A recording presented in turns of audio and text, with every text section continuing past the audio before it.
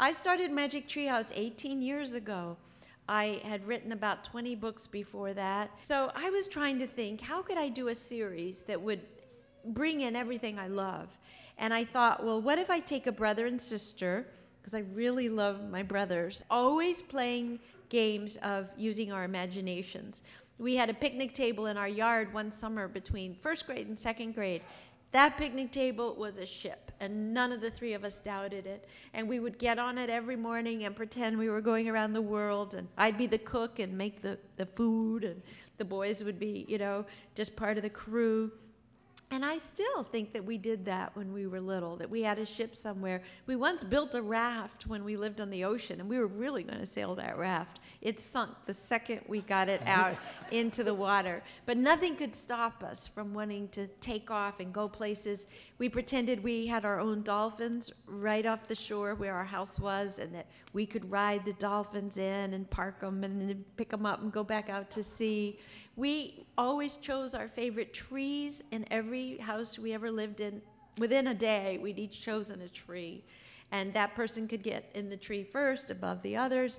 And those trees just became everything to us. There was one set of trees that hang in my office that we pretended were everything from horses, because they slanted over. I look at this picture to this day and I get a little excitement because it involves the imagination.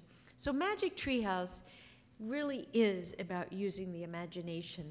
And that's why for 18 years, I've turned down any offers for film or television or video games for Magic Treehouse, because I want the kids who read the books first to read. I think that's so incredible, and you get to use your imagination so much when you read. You get to write the books with me, because you picture everything for yourself.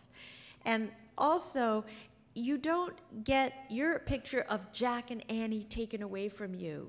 And you can picture your life in Jack and Annie's life. It's not on a big screen. It's not Hollywood. It's not a million toys. It is in your heart and your mind. Well, thank you.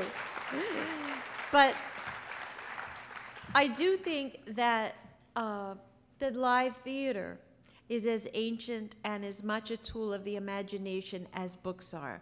And Will and I both love live theater. Theater's never the same. Theater is always changing. No two audiences see exactly the same show.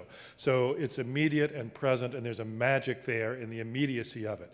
But probably the biggest reason is because there are so many blanks that the audience has to fill in.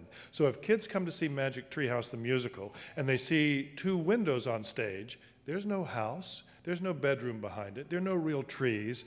The audience has to fill in all the blanks using their imagination in the same way you flesh out the entire world of Magic Treehouse when you look at it, look at the words on the page. So we decided that because we both love theater and we want to develop a whole new audience of kids who love theater and grow into adults who love theater, that a good way to do it would be with musicalizing, creating a theatrical event based on Magic Treehouse.